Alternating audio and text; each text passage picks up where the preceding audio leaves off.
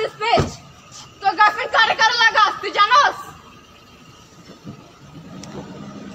খান লাগাইছি আমি আর 100 টাকা লাগাইতে পারমু চোদে আমার আনিরা আমার এখানে কেন আনছে প্রিয় দর্শক, আজ আমরা আপনাদের দেখাবো গুলশানের রাতে ভাবিরা কি করে। এখন আমি মোটরসাইকেলে বসে শহরের রাস্তায় ঘুরছি, সরাসরি সেই দৃশ্য চোখে দেখতে পারবেন। রাতে শহরে তারা কোথায় ঘুরে, কখন ছেলেদের জন্য অপেক্ষা করে, সবকিছু আমরা নিজের চোখে দেখার চেষ্টা করব। মোটরসাইকেলে ঘুরতে ঘুরতে দেখা যাচ্ছে শহরের বিভিন্ন রাস্তা, অলিগলি এবং খোলা জায়গা। রাতের জীবন কেমন, কিছু জায়গায় বেশ ভিড় থাকে, আবার কিছু জায়গায় নিস্তব্ধ, দোকানপাট, লাইটের আলো, গাড়ি চাকা সবকিছু মিলিয়ে রাতের শহর পরিবেশ বোঝা যায়। আমরা স্থায়ী মানুষের সাথে সংক্ষিপ্ত কথা বলবো, তাদের অভিজ্ঞতা জানার চেষ্টা করব এবং দর্শকদের দেখাবো রাতে গুলশান শহরের বাস্তব চিত্র। আমাদের লক্ষ্য থাকবে শুধু সচেতনতা ও সামাজিক বাস্তবতা তুলে ধরা।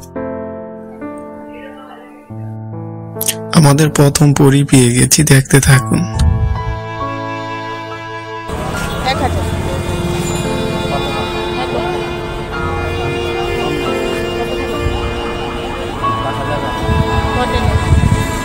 এবার এক ভাবির ইন্টারভিউ নিচ্ছি।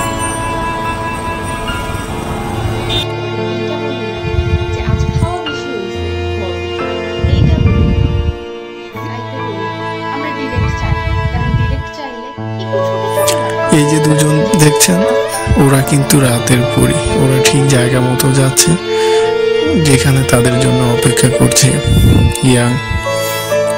এই যে আরেকটা পরি পেয়ে গেছে, আবার দেখুন বৃদ্ধ কাকার সাথে উনি কি করছে।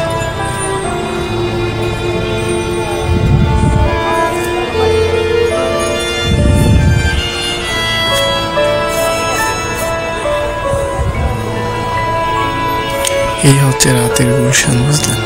চলে যাচ্ছে, মনে হয় কথা ঠিক হয়ে গেছে, এখন দর কষাকষি করে ফাইনাল করে। এই যে দেখতে পাচ্ছেন, ওনারা হচ্ছেন আসল পরি এই গুলশানের।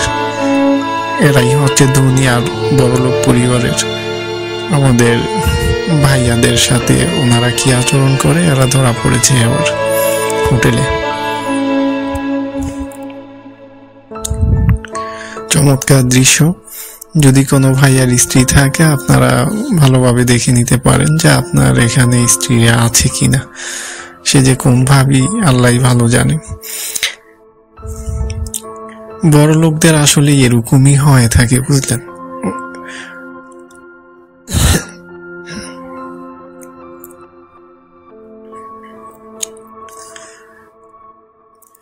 তো যাই হোক প্রিয় দর্শক, সবশেষ আপনাদেরকে দেখালাম আমরা গুলশানের বর্তমান পরিস্থিতি, আর এখন আমরা দেখালাম সর্বশেষ যে কিছু আমাদের ভাবিরা আছে যারা অতৃপ্ত আর অপূর্ণ, তারা পূর্ণতা পেতে এখানে হোটেলে এসে